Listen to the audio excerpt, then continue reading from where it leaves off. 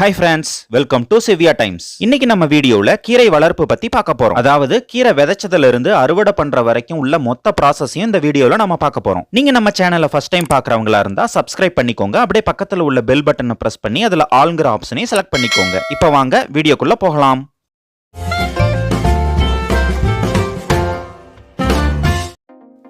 இப்போ நம்ம கீரை விதைக்கிறதுக்கு நிலத்தை ரெடி பண்ணிக்கலாம்.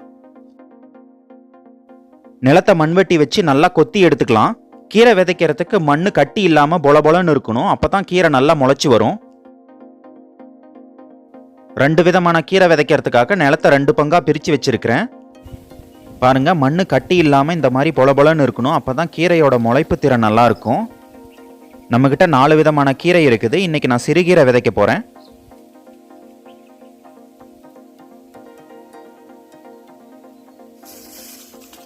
பாருங்க, சிறுகீரை விதை இந்த மாதிரி தான் இருக்கும். ஒரு கடுகுல 1/4 பங்கு தான் இருக்கும்.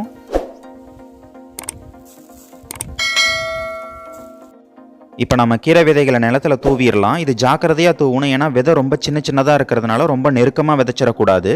முதல் தடவை கீரை விதைக்கிறவங்களா இருந்தா மணல்ல கலந்துட்டு அப்புறம் விதைங்க. அப்பதான் நெருக்கமா இல்லாம இருக்கும். கீரை விதைச்சதுக்கு அப்புறம் இந்த மாதிரி மண்ணை நல்லா பரப்பி விட்டுருங்க.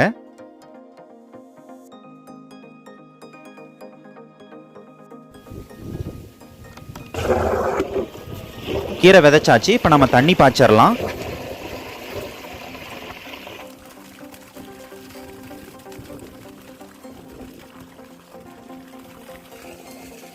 நம்ம கனவு தோட்டத்தில் பப்பாளி செடியில் நல்லா காய் பிடிச்சிருக்குது. தண்ணி பாஞ்சிருச்சு. இப்போ நம்ம தண்ணி ஆஃப் பண்ணிடலாம்.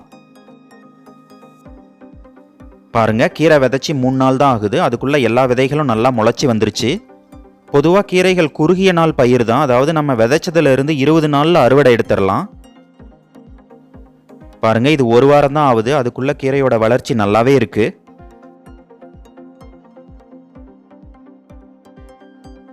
நம்ம நிலத்தை 2 பங்கா பிரிச்சு கீரை விதைச்சோம். அதுல முதல்ல விதைச்ச கீரை நல்லா முளைஞ்சிருச்சு. 1 வாரம் ஆகுது. இப்ப 2வது மீதி பங்கை விதைச்சிடலாம்.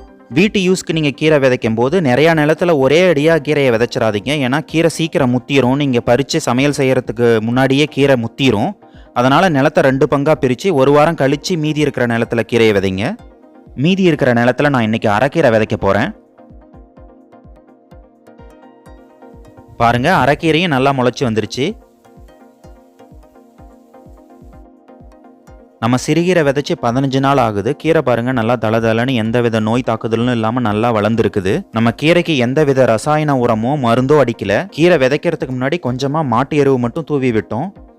கீரை விதைச்சதுல இருந்து 20 நாள் ஆயிடுச்சுங்க. இப்ப நம்ம அறுவடைக்கும் தயாராயிடுச்சு. தண்டுலாம் நல்லா பதமா இருக்குது. இதுக்கு மேல விட்டோம்னா முத்திடும், பூவும் பூக்க ஆரம்பிச்சிடும். அதுக்கு மேல நம்ம பொரியல் செஞ்சோம்னா நல்லா இருக்காது கீரை. இப்ப நம்ம சமையலுக்கு தேவையான அளவுக்கு கீரை பறிச்சு எடுத்துக்கலாம். இந்த மாதிரி கீரைகளை இயற்கை முறையில் நாமளே விளைவிச்சு அதை அறுவடை பண்ணி சமைச்சு சாப்பிடும்போது இருக்கிற மனநிறைவே அதிகங்க.